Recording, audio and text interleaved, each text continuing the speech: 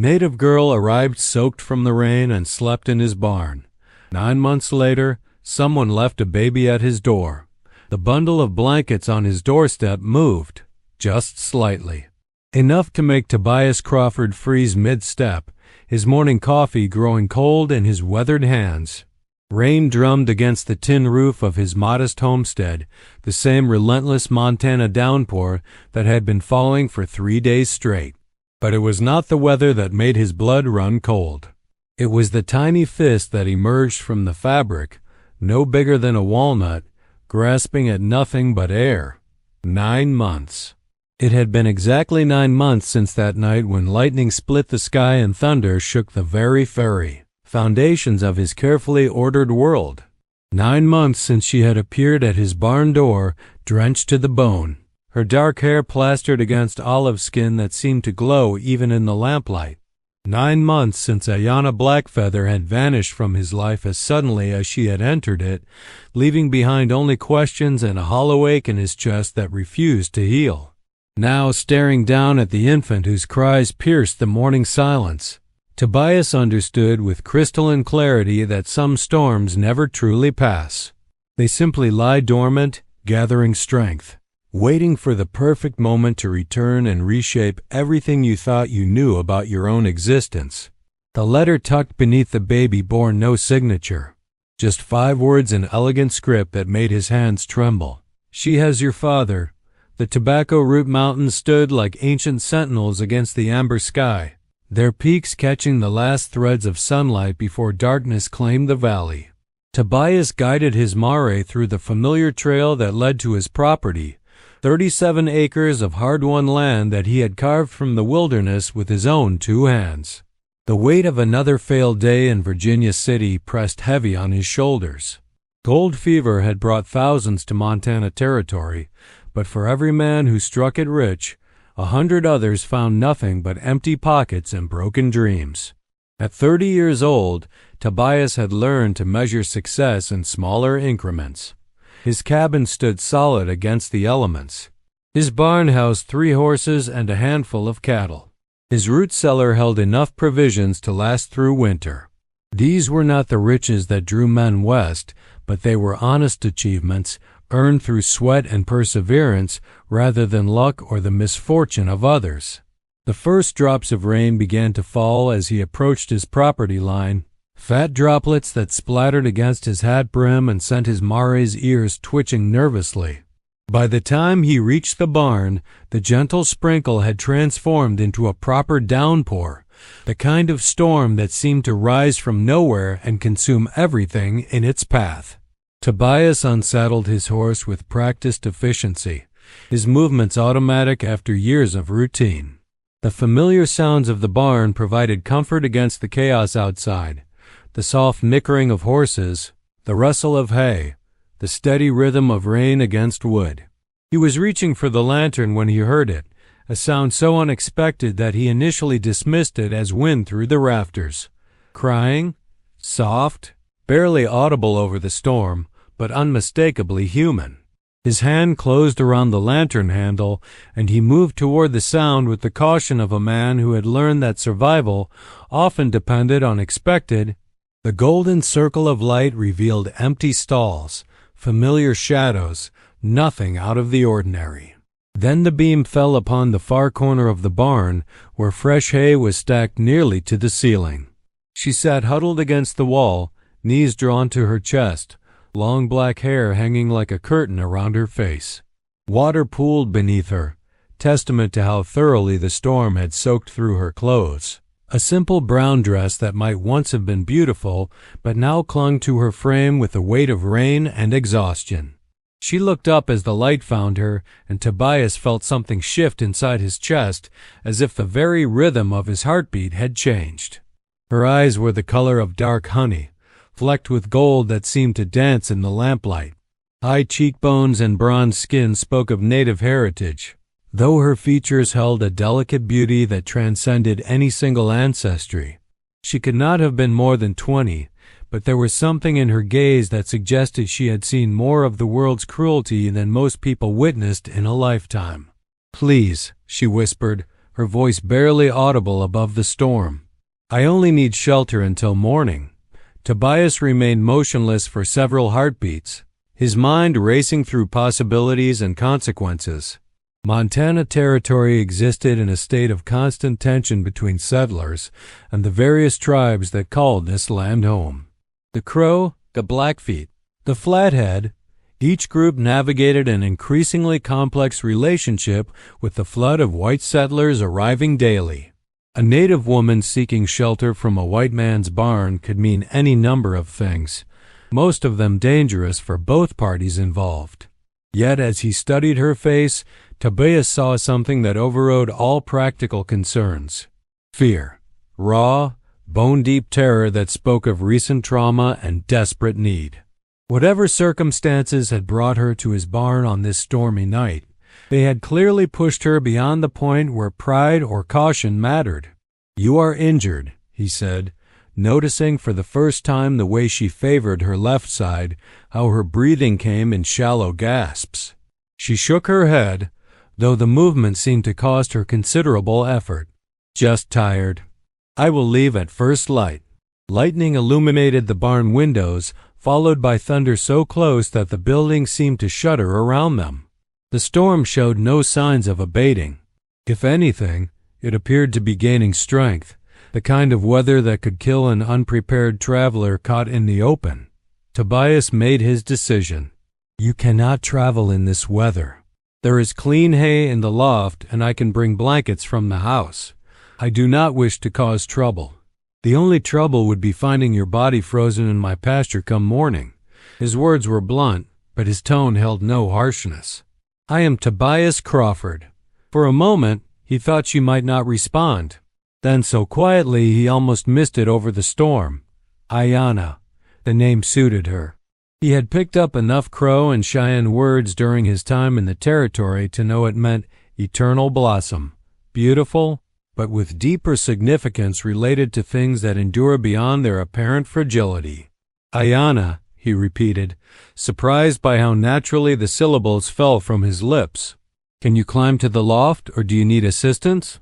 She struggled to her feet, and Tobias saw her wince as weight settled on her left leg. Without thinking, he moved to offer support, but she stepped back quickly, her eyes flashing with something between fear and warning. "I can manage." The climb to the loft proved challenging for her, though she completed it without complaint. Tobias followed, carrying the lantern and trying to ignore how the light played across the graceful lines of her movement despite her obvious exhaustion. The upper level of the barn was smaller but warmer, insulated by hay bales and shielded from the worst of the wind. "Wait here," he said, setting the lantern on a support beam. "I will return with dry clothes and food." The trip to his cabin took longer than usual as he fought against wind that seemed determined to knock him from his feet. Rain struck his face like tiny needles, and by the time he reached his door, he was nearly as soaked as the woman he had left in his barn. He gathered what he thought she might need: one of his clean shirts, spare blankets, a jar of preserved peaches, bread wrapped in cloth, and a bottle of whiskey for warmth. When he returned to the barn, he found Ayanna exactly where he had left her, though she had managed to wring some of the water from her hair. She accepted the supplies with a quiet thank you that carried more gratitude than elaborate speeches might have conveyed. "The shirt will be large, but it is dry," Tobias said, then paused awkwardly. The proprieties of the situation had not occurred to him until this moment. "I will wait below while you change." She nodded, and he retreated to ground level, busying himself with checking on his animals while trying to ignore the soft sounds of movement above. The storm continued its assault on the building, but within the barn's walls, an odd sense of peace had settled over the evening. It occurred to Tobias that this was the first time in years he had shared his space with another human being, and the realization brought with it a mixture of anxiety and something else he could not quite name. When Ayanna called softly that she was finished, he climbed back to the loft to find her transformed. His shirt hung to her knees, and she had braided her still damp hair to keep it from her face. The change of clothes revealed the extent of her exhaustion more clearly. She sat with her back against a hay bale, her movements careful and deliberate. "You should eat," Tobias said, settling himself at what he judged to be a respectful distance. "You are very kind to a stranger. My mother always said kindness costs nothing but returns more than gold." He had not intended to mention his mother, dead these 5 years, but something about Ayanna's presence seemed to draw out memories he usually kept buried. She opened the jar of peaches and ate slowly, savoring each piece as if it were the finest delicacy. "Your mother was wise." She was many things. Wise, stubborn, capable of making a grown man feel like a schoolboy with a single look. Tobias surprised himself by smiling at the memory. "She would have liked you, I think. You do not know me. I know you thanked me for shelter before asking my name. I know you would rather face a Montana storm than accept help you feel you do not deserve. That tells me enough." Ayanna studied him with those remarkable eyes, and Tobias had the unsettling feeling that she was seeing far more than he intended to reveal. Native peoples were often credited with mystical insights by white settlers, usually as a way to dismiss their very real intelligence and perceptiveness. But sitting in the lamplight with this woman, Tobias began to understand that some individuals possessed a natural ability to read the human heart that had nothing to do with mysticism and everything to do with hard-earned wisdom. "You live alone," she said. It was not a question. "I do." "By choice?" The question caught him off guard. Most people assumed a man his age living alone was either too difficult to live with or too poor to attract a wife. Few bothered to consider that solitude might be a deliberate decision, partly by choice, partly by circumstance. This country does not lend itself to easy relationships. Loneliness is the price of independence. You speak as someone who understands. Ayanna was quiet for so long that Tobias thought the conversation had ended. Then, barely above a whisper, "I understand many things I wish I did not." The pain in her voice was unmistakable, and Tobias felt a sudden, fierce urge to ask who had hurt her. What circumstances had driven her to seek shelter in a stranger's barn during one of the worst storms he had seen in years? But he recognized that some stories could not be rushed, and some wounds were too fresh to expose to casual inquiry. Instead, he said, "You are safe here. Whatever brought you to my door, you are safe until you choose to leave." She looked at him then with an expression he could not read, something between gratitude and sorrow, hope and resignation. "You promise things you may not be able to keep. I promise only what is within my power to give." Thunder rolled across the valley like the voice of an angry god, and both of them fell silent, listening to the storm's fury. The lantern flame flickered with each gust of wind that found its way through the barn's weathered boards, casting dancing shadows on the walls around them. "Tell me about this place," Ayanna said eventually. "Montana Territory? Your land. How you came to be here." Tobias settled back against his own hay bale, surprised by how much he wanted to share his story with this enigmatic woman. Usually, he was guarded about personal details, having learned that information could be used as a weapon by those who sought to exploit weaknesses. But something about the intimacy of the storm, the isolation of the barn, the quiet intensity of Ayanna's attention made him want to speak honestly. "I came west in '62 with my brother Daniel," he began. "We had inherited our father's farm in Ohio, but Daniel had gold fever and I had other reasons for wanting to start fresh." "What kind of reasons?" "The kind that follow a man unless he puts sufficient distance between himself and his past." Ayanna nodded as if she understood perfectly. "You found what you were looking for?" "I found something different than what I was looking for. Sometimes that is better." "And your brother?" "Daniel struck it rich in Alder Gulch, sold his claim for more money than either of us had ever imagined, and headed back east to marry his childhood sweetheart. He wanted me to come with him, said there was enough money for both of us to live comfortably for the rest of our lives. But you stayed. I had built something here. Not just the cabin and barn, but a way of living that suited me. Daniel saw opportunity in gold. I saw opportunity in permanence. Do you ever regret your choice? Tobias considered the question seriously. There had been many long winter nights when he wondered what his life might have looked like if he had taken Daniel's offer, returned to Ohio, perhaps married and raised children. But those thoughts always felt like borrowed dreams, fantasies about a person he had never actually been. Regret is too simple a word for what I feel. I chose a path that has brought both satisfaction and isolation. Most choices worth making carry such contradictions. The wind had begun to die down, though rain continued to drum against the roof with steady persistence. In the relative quiet, Tobias became aware of how small the space between them had grown during their conversation, how Ayanna's presence had somehow made the vast barn feel intimate rather than empty. You speak of choices as if you have made many difficult ones, she said. Have you not? Some choices are made for us. By circumstances, by other people, by forces beyond our control. And some we make despite those forces. Yes. She pulled his shirt more tightly around herself.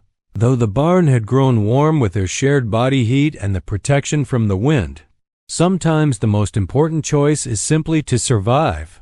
There was something in her tone that made Tobias want to reach out to her, to offer whatever comfort his presence might provide.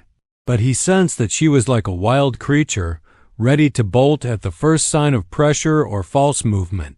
Instead, he remained still and let the silence stretch between them, comfortable and charged with possibility.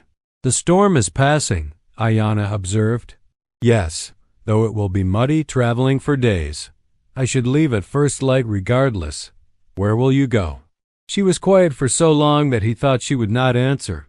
When she finally spoke, her voice carried the weight of someone who had been carrying an impossible burden alone for too long. I do not know.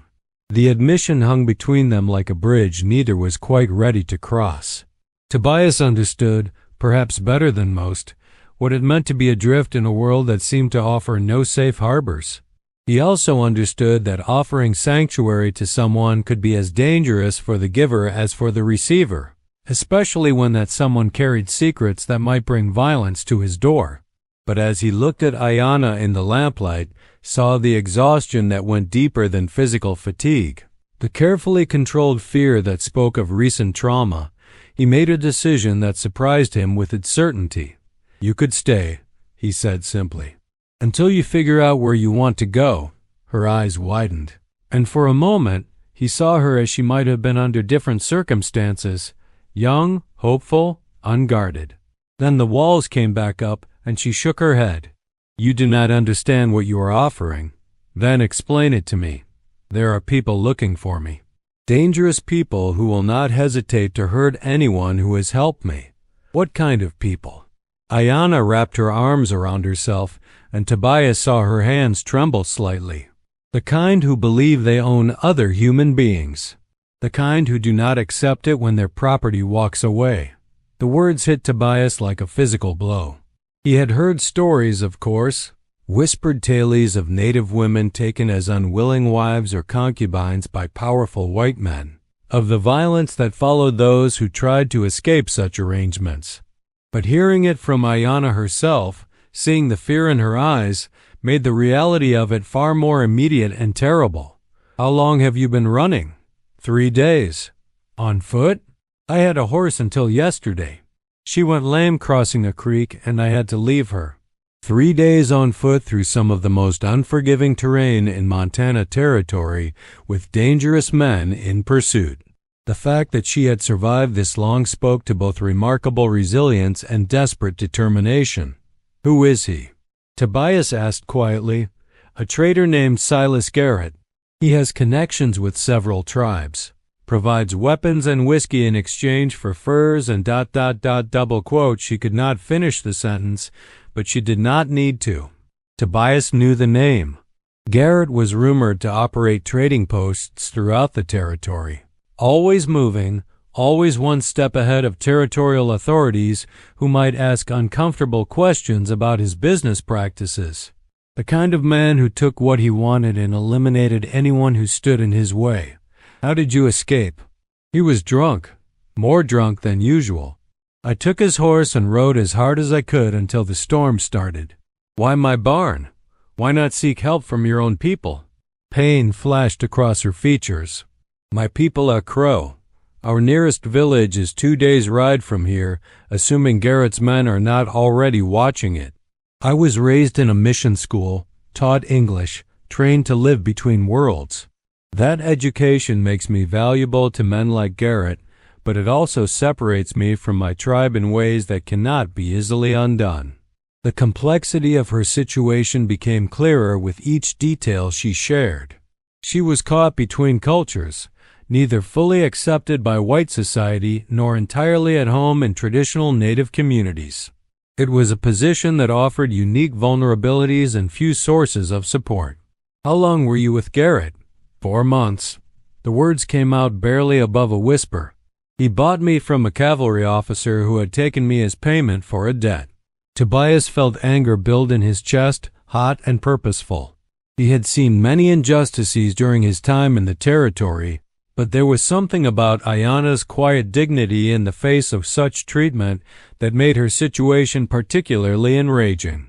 You said he has connections with tribes. Could he track you here? If he is determined enough. Garrett has Crow and Blackfeet men who work for him, men who know this country better than any white tracker. Then staying here puts you in greater danger, not less. Yes, and it puts me in danger as well. Yes. They looked at each other across the small space between them, both understanding the full weight of what had been said. Ayanna was offering him complete honesty about the risks involved in helping her, giving him every opportunity to withdraw his offer of sanctuary. It was an act of integrity that impressed him even as it complicated his decision. There is something you should know about me, Tobias said finally, before you decide whether to accept my help. What? I am not as defenseless as I might appear. I served with the Ohio Volunteers during the war, saw action at Antietam and Gettysburg. I came west partly because I needed to get away from the killing, but that does not mean I have forgotten how to fight when fighting becomes necessary. You would risk your life for someone you met hours ago? I would risk my life to do what I believe is right. Sometimes those are the same thing. Ayanna studied his face in the lamplight, and Tobias had the sense that she was measuring something about him that had nothing to do with his words. Finally, she spoke. If I stay, even for a few days, Garrett will eventually come looking. When he does, he will not come alone, and he will not hesitate to kill you to get me back. Let me worry about Garrett. You do not understand. He is not just one man with a grudge. He has resources, connections, men who will follow him anywhere. This is not a fair fight. Most worthwhile fights are not fair. The wind outside had dropped to a whisper, and the rain had gentled to a steady patter that was almost soothing after the violence of the storm. In the relative calm, Tobias became aware of how much had changed in the space of a single conversation. Hours ago, his greatest concern had been whether his root cellar would hold enough provisions through winter. Now he was contemplating a confrontation with one of the most dangerous men in Montana territory. The rational part of his mind insisted that this was madness, that no reasonable person would invite such trouble for the sake of someone he barely knew. But rationality seemed like a luxury he could not afford when faced with Ayanna's situation. Some things transcended careful calculation, and this was apparently one of them. I need to know something, he said. Are you asking for my help, or are you trying to convince me not to offer it? I am trying to be honest about what helping me might cost you. I appreciate the honesty. Now answer my question. Ayanna was quiet for a long moment, and when she finally spoke, her voice held a vulnerability that had been absent from their earlier conversation. I am asking for your help. I am asking because I am more frightened than I have ever been in my life, because I have nowhere else to go, and because something in your eyes tells me you might be the kind of man who keeps his promises. Then you have my help, for as long as you need it, even if it means facing Silas Garrett. especially if it means facing Silas Garrett. They sealed the agreement with a look rather than words, an understanding that transcended the practical details they would need to work out in the days ahead. Outside, the storm continued its retreat, leaving behind the clean smell of rain-washed earth and the promise of clearer skies. Inside the barn, two people who had been strangers hours earlier began the complicated process of trusting each other with their lives. "You should try to sleep," Tobias said, reaching for the lantern. "Tomorrow we will need to make plans." "What kind of plans?" "The kind that will keep you alive long enough to decide what you want to do with your freedom." As he turned down the lamp wick, the barn settled into comfortable darkness broken only by thin streams of moonlight through the window slats. Ayanna arranged the blankets he had brought, and Tobias could hear her moving carefully in the hay above him as he settled onto his own makeshift bed below. "Tobias?" Her voice drifted down from the loft. "Yes?" "Thank you." "Sleep well, Ayanna." But sleep proved elusive for both of them. Tobias lay awake listening to the settling sounds of the barn, his mind racing through possibilities and preparations. Somewhere in the darkness above, Ayanna was likely doing the same, though her thoughts probably carried fears he could only imagine. The last thing Tobias remembered before exhaustion finally claimed him was the sound of gentle breathing from the loft, proof that he was no longer alone in his carefully ordered world. It should have been unsettling, this sudden disruption of years of solitude. Instead, it felt like something had clicked into place, as if a piece of himself he had not known was missing had finally been found. Dawn would bring new challenges, difficult decisions, and quite possibly mortal danger. But as Tobias drifted toward sleep, he found himself thinking not about the threats that lay ahead, but about the remarkable woman who had appeared in his barn like an answer to a prayer he had never thought to voice. Outside, the last of the storm clouds moved eastward across the territory, leaving behind a landscape transformed by rain and the promise of whatever was to come. Morning arrived gray and subdued, the storm's violence replaced by gentle mist that clung to the valley like smoke. Tobias woke to movement in the loft above, soft footsteps that spoke of someone trying not to disturb his sleep. He lay still for a moment, remembering the previous night's events and wondering if daylight might reveal them to have been an elaborate dream. Then Ayanna's voice drifted down from above, quietly singing something in her native language, and he knew everything had changed irrevocably. She was already dressed in her own clothes when he climbed to the loft, though they remained damp from the storm. His shirt lay folded neatly beside the blankets, and she had braided her hair in an intricate pattern that spoke of cultural traditions he did not understand, but found beautiful nonetheless. "Your clothes are not dry," he observed. "They will dry as I travel." "You still intend to leave?" Ayanna met his eyes with directness that reminded him why he had been so immediately drawn to her. "In daylight, with time to think clearly, do you still intend your offer of help?" "Yes." "Then I will stay until we determine the best course of action." They shared a simple breakfast of bread and coffee, eating mostly in comfortable silence while morning light gradually replaced dawn's gray. Tobias found himself studying Ayanna's face in the growing illumination, noting details lamplight had obscured: the small scar above her left eyebrow, the way her hands moved with unconscious grace, the alertness in her posture that suggested she remained constantly ready to run or fight. "We should discuss practical matters," he said eventually. "What kind of practical matters?" "Where you will stay, how we will explain your presence if anyone asks, what we will do if Garrett comes looking." Ayanna set down her coffee cup and leaned back against the hay bales. "What do you suggest?" "You cannot stay in the barn indefinitely. If Garrett has trackers working for him, they will eventually pick up your trail, and a barn is the first place they will look. The cabin?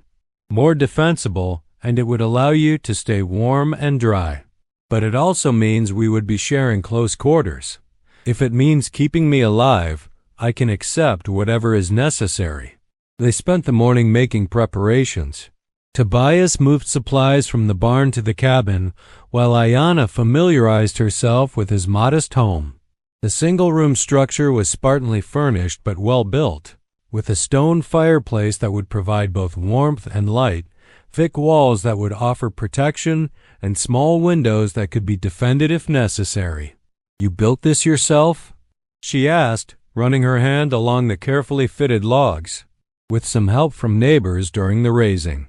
It is not fancy, but it is solid. It feels like a home." By midday, they had established a routine that felt surprisingly natural. Ayanna proved capable in the kitchen, transforming his simple provisions into meals that carried flavors he had never thought to achieve. She moved through the cabin with quiet efficiency, seeming to understand instinctively how to make herself useful without overstepping boundaries. More importantly, she appeared to be relaxing slightly. The constant tension in her posture began to ease as the day progressed without incident. She still watched the windows frequently and listened intently to every sound from outside, but her vigilance seemed less desperate.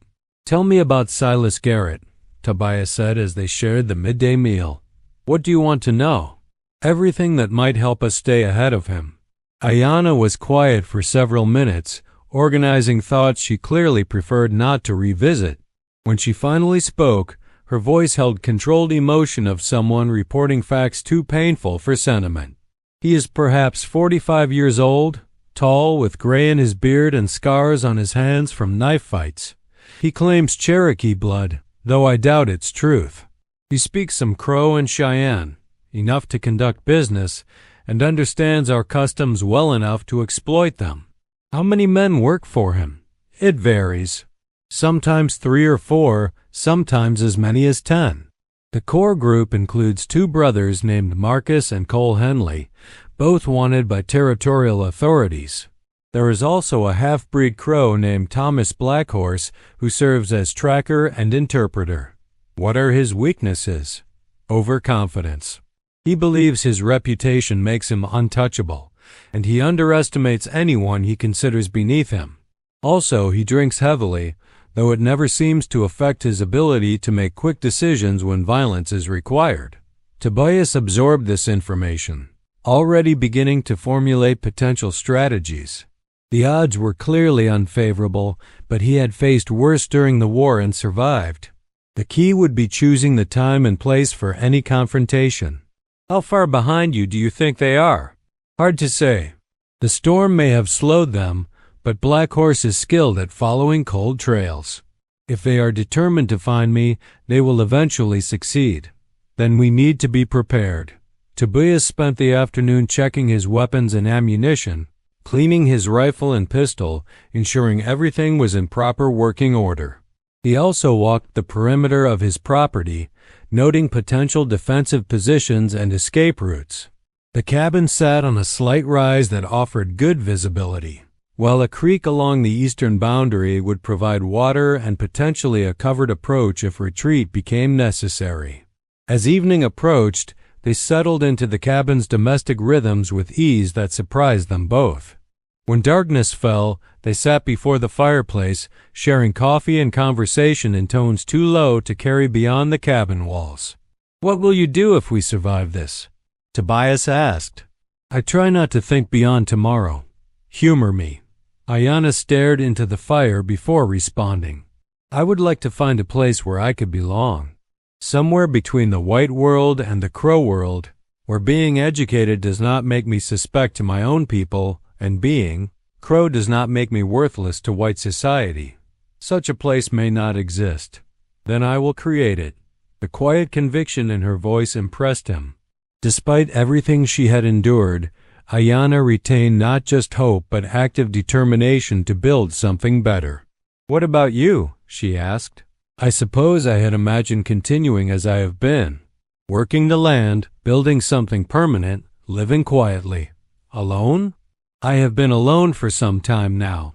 That is not the same as choosing to be alone forever." The observation was astute and uncomfortable.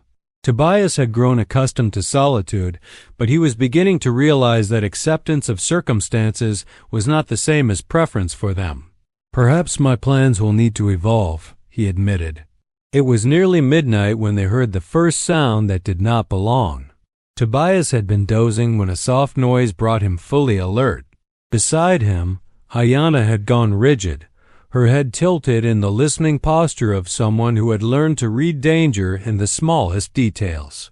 "Horses," she whispered. "How many?" "At least 3. Moving slowly, trying to stay quiet, Tobias was already reaching for his rifle. "Positions?" "Coming from the north, along the tree line." He moved to the window that offered the best view, staying well back from the glass. The darkness was nearly complete, but years of living in this isolated location had taught him to read subtle variations in shadow and movement. "There," Ayanna breathed, pointing toward a cluster of pine trees perhaps 200 yards from the cabin. Tobias saw it, a brief flicker of movement too large and purposeful to be natural. As his eyes adjusted, he began to make out more details. Horses, at least 4 of them, with riders taking considerable care to remain concealed while they studied the cabin. "Is it Garrett?" "Too dark to be certain, but the approach is consistent with his methods. He prefers to scout a target thoroughly before making his move."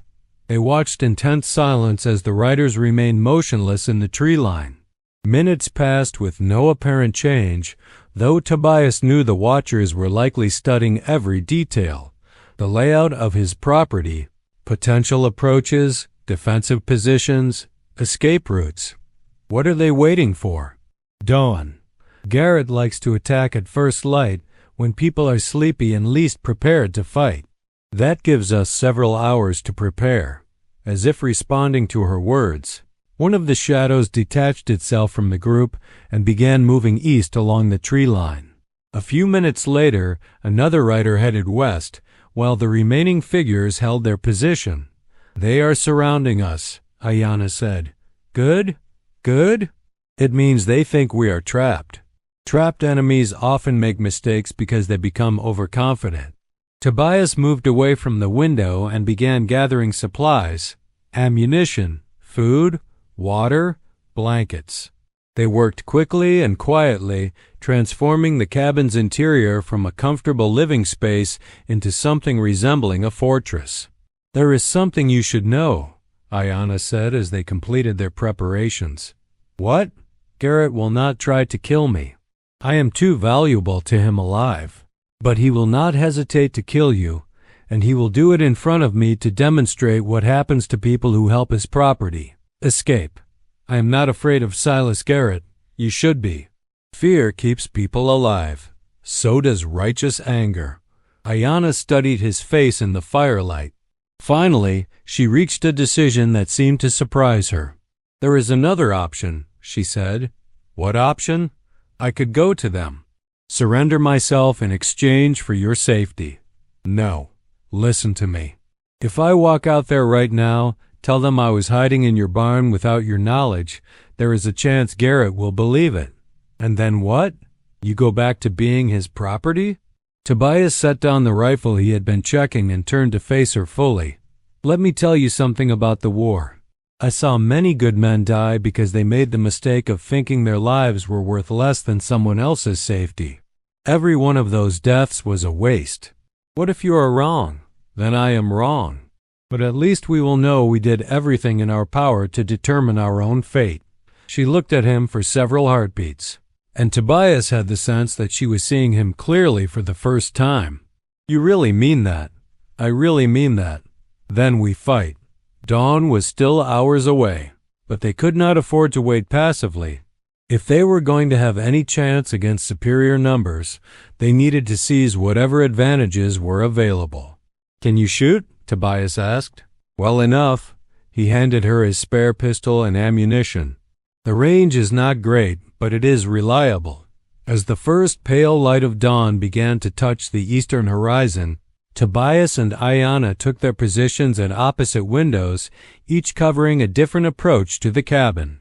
"Whatever happens," Tobias said quietly, "I want you to know that having you here has reminded me of things about myself I thought I had lost." "What kind of things?" "The capacity to care about someone else more than I care about my own safety.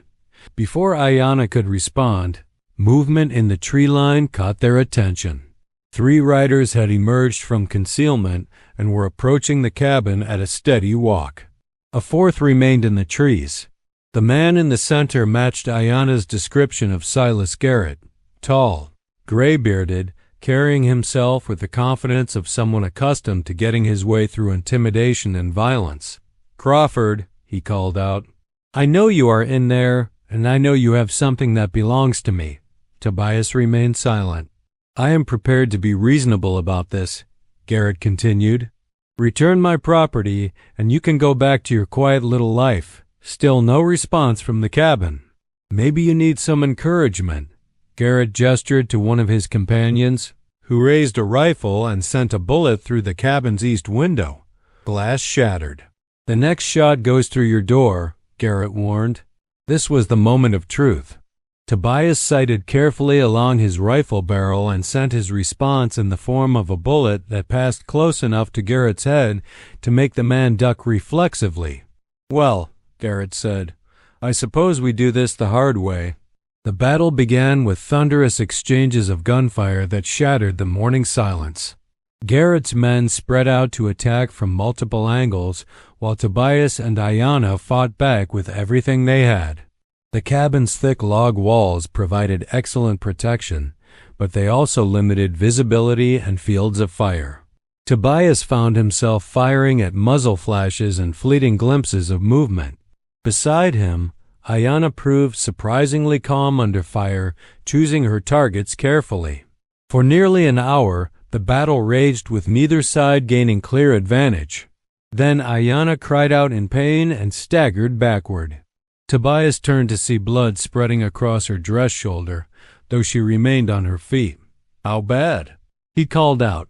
"I can still fight," but Tobias could see she was losing strength rapidly. It was time for desperate measures. "Can you hold them for 5 minutes? What are you planning?" "Something stupid that might work." Working quickly, he fashioned an improvised incendiary device from a lantern, whiskey, cloth strips, and matches. "When I give the signal, put as much fire as you can toward the tree line," he instructed. "Now," Tobias shouted. Ayanna opened fire while Tobias kicked open the back door and sprinted toward the barn, carrying his improvised weapon. Bullets whined around him as he ran, but surprise gave him just enough time to reach the barn and light the fuse. He hurled the device toward the tree line, then dove for cover as it detonated in a burst of flame and smoke. The explosion was not large, but it served its purpose.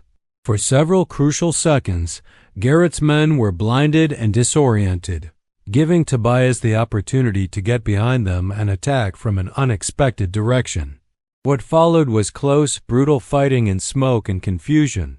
When it finally cleared, 3 of Garrett's men lay motionless. Garrett himself had taken a bullet in the leg but remained dangerous, while the 4th member of his group had fled. Tobias found himself facing Silas Garrett across 20 feet, both men wounded, both holding empty weapons.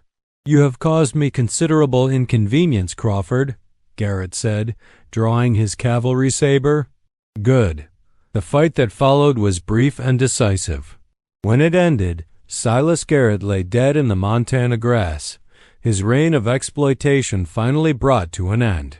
Tobias staggered back toward the cabin, finding Ayanna slumped against the wall, her face pale but her eyes alert. "Is it over?" she asked. "It is over. What happens now?" "Now we heal. Both of us." The weeks that followed blurred together in recovery and gradual return to normal life. As autumn progressed into winter, their relationship deepened and evolved. What had begun as desperate alliance became genuine affection, then something approaching love. They married in early December in a simple ceremony witnessed by the traveling preacher. Winter passed peacefully, with both recovering fully and settling into the rhythms of married life. Spring brought the realization that their partnership would soon expand to include a 3rd member.